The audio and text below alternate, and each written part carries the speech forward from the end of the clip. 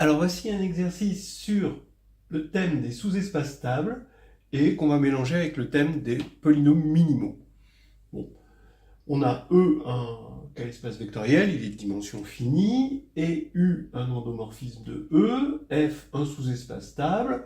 On définit l'induit et le co-induit. Alors qu'est-ce que c'est que l'induit? C'est simplement, puisque F est stable, eh bien, on va avoir un endomorphisme UF qui va de F dans F qui a X donne U de X. Bon. Et le co-induit, eh bien, on va aller du quotient E sur F, c'est-à-dire l'ensemble des classes modulo F, vers lui-même, donc ça c'est un espace vectoriel, et à X plus F, donc la classe de X, on va l'envoyer vers la classe de U de X. Alors, bien sûr, il faut vérifier que c'est bien défini. Si X' est un autre représentant, eh bien ça veut dire que je vais prendre U de X' plus F, il faut que je retrouve U de X plus F, évidemment, que ça ne dépende pas de la classe, du représentant de la classe choisie. Alors, U de X' plus F, c'est U de X plus F. X' est égal à X plus F, avec petit f dans grand F, puisque c'est un autre représentant de la classe, plus grand F, comme U est linéaire, ça va faire U de X plus U de F plus grand F, comme U de F appartient à grand F, et grand F est un sous-espace vectoriel, ça c'est bien dans F. Donc ici, on a bien exactement ce qu'on voulait, donc ça c'est bien défini. Voilà. Alors, première question, il faut montrer que le PPCM des deux polynômes minimaux, de UF et UE sur F, divise mu U, le polynôme minimal de U, qui lui-même divise le produit mu UF fois mu U E sur F. Bien. Deuxièmement, il faut montrer que si F possède un supplémentaire stable, alors, stable par U, évidemment, U stable, alors on a égalité ici, mu U est égal au PPCM ici de mu UF et mu U E sur F. Voilà. Étudier, donc la petite question 2 étoiles qui va bien vrai, étudier la réciproque. A-t-on la réciproque? Voilà. Est-ce qu'on a la réciproque? Alors c'est un exercice qui va demander un petit peu d'arithmétique, un petit peu d'algèbre linéaire, un petit peu de connaissances. Ici, oui aussi, pareil. Là, au niveau de la réciproque, ça demande un petit peu d'expérience, mais je vous conseille d'essayer. Voilà. Alors on y va. On veut regarder si le PPCM ici de ces deux-là divise celui-ci. Ça veut dire, est-ce que les deux divisent? On sait que c'est équivalent par propriété du PPCM. Alors d'abord, mu UF divise-t-il mu U? C'est un classique, on va le faire quand même. Mu U de UF, donc pour démontrer ça, il faut montrer que mu U de UF égale 0, puisque le travail de mu UF, c'est de diviser tout polynôme annulateur de UF. Mais oui, mais mu U de UF, c'est mu U de UF, bien sûr. De toute façon, c'est la restriction, c'est exactement la même chose. Quand vous définissez ça et ça, c'est la même chose. Et donc, mu U de U, évidemment, ça fait 0, donc c'est l'endomorphisme nul sur F. Donc, ok. Mu U E sur F, est-ce que ça divise mu U? C'est la même raison. Mu U de U E sur F, par définition, c'est mu U de U E sur F. Alors, si vous voulez démontrer ce genre de choses, c'est un peu des tautologies, mais vous pouvez le faire juste en disant ça va être vrai pour les puissances, et puis les combinaisons de puissances, ça va être vrai. Vous pouvez prendre n'importe quel polynôme, ici P, à la place de mu U, et vous commencez par le démontrer pour P égale x puissance k, et après les combinaisons linéaires, ça va marcher. Donc ici, ça fait bien sûr encore 0. Très bien. Donc on a bien que ces deux-là divisent mu U, donc le PPCM divise mu U. Maintenant, on va montrer que mu divise le produit. C'est-à-dire, alors cette fois-ci, vous voyez que c'est mu U qui divise. Donc maintenant, il va falloir démontrer que ce polynôme-là, le produit des deux, annule U. Bien, alors donc on va montrer qu'il annule U. On va prendre X dans E. Étant donné que mu U E sur F annule U E sur F, ça c'est son boulot, eh bien, on a que mu U E sur F de U E sur F de X plus F égale F. F, c'est 0, en fait, hein, dans E sur F. C'est la classe de 0. Donc, quand on va traduire ça en termes de mu U E sur F de U de X, ici, c'est-à-dire au départ, on le traduit en termes de U de X, et puis polynomialement, c'est exactement pareil, eh bien, ça va appartenir à F. Donc, déjà, on a ça dans un premier temps. Maintenant, quand je vais regarder le produit des deux polynômes appliqué à U de X, ça fait mu UF de U, d'accord, de mu U E sur F de U de X, mais ça appartient à F. Donc, comme ça appartient à F, le F rentre à l'intérieur, ça devient UF, et donc ça fait 0. Donc ici, ça fait bien 0. Voilà. Bon, donc c'est comme ça. Donc du coup, on attaque le 2. Alors, il faut montrer que mu U, étant donné qu'on a déjà montré cette divisibilité, il faut montrer la divisibilité inverse, puisqu'on a le PPCM. Donc, il faut montrer que mu U divise le PPCM de mu UF et de mu U E sur F. Évidemment, parce qu'ils sont tous les deux unitaires, et donc la double divisibilité implique l'égalité.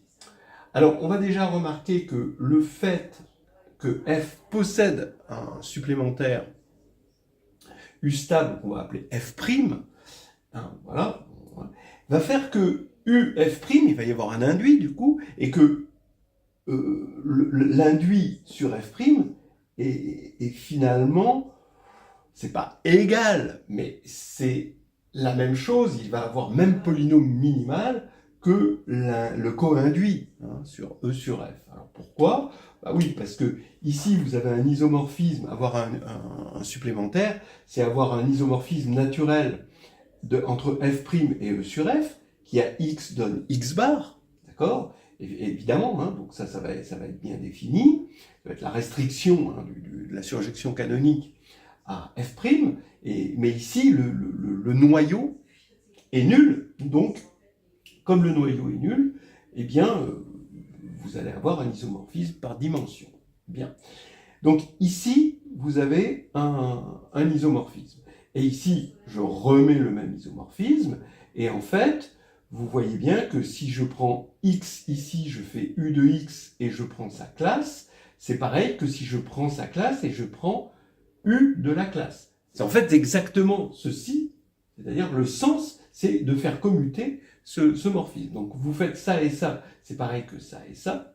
Donc ça veut dire que dès que vous avez un polynôme P qui annule U F', ici, forcément, il va annuler mu E sur F, et inversement, puisqu'on a un iso entre ça et ça.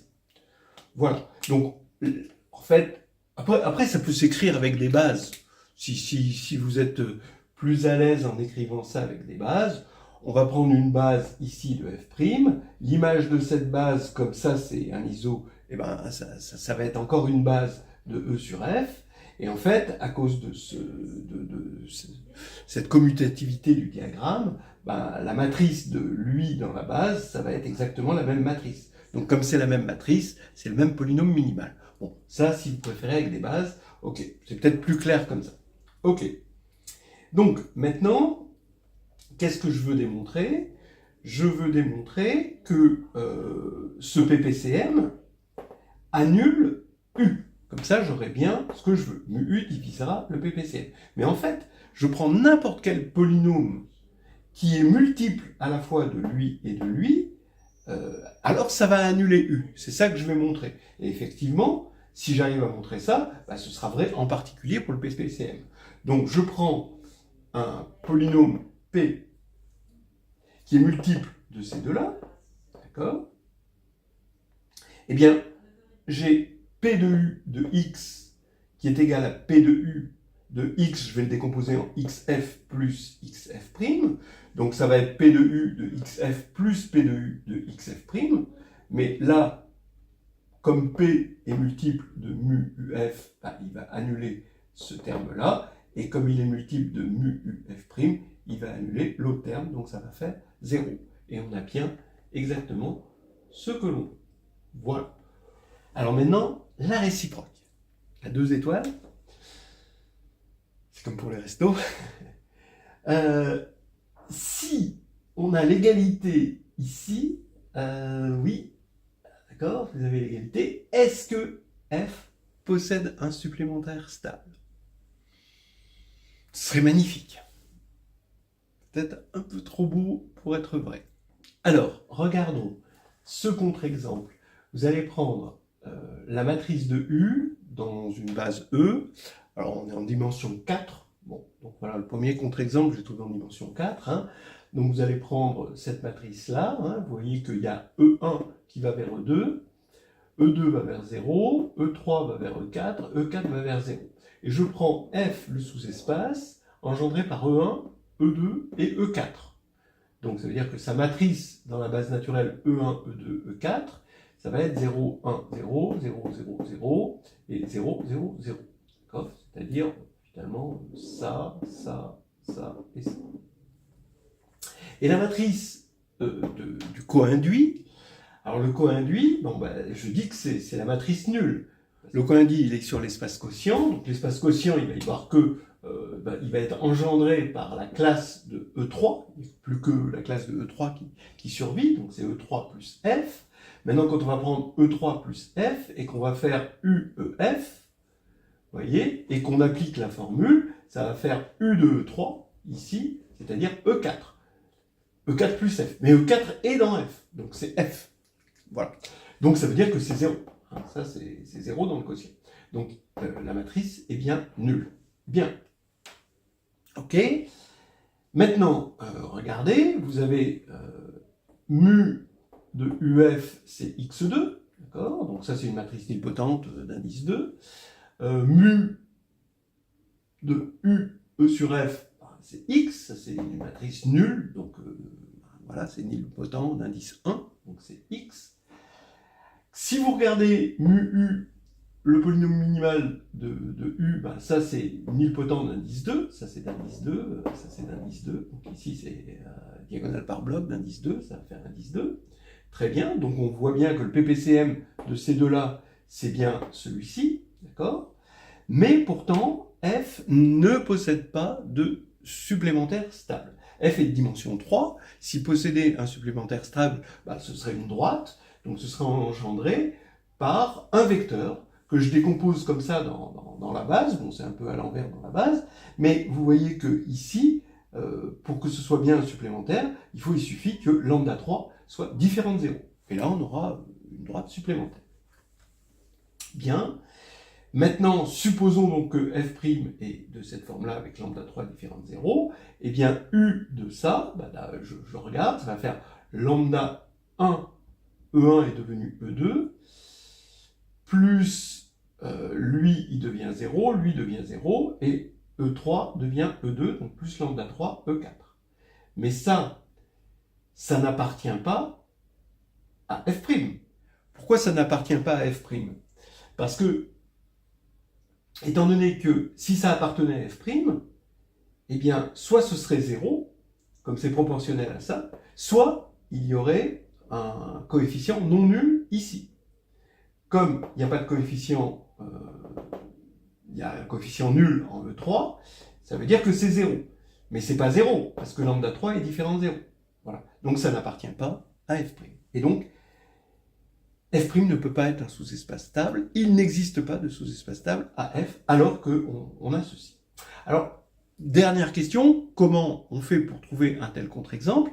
Il faut avoir un tout petit peu d'expérience et de savoir que ce contre-exemple, il va être trouvé grâce au polynôme invariant de similitude. C'est-à-dire que UF, regardez, ces invariants de similitude, c'est x2x, d'accord? Vous avez ici x2 là, et x là, d'accord? Et c'est diagonale par bloc, avec la divisibilité des invariants de similitude.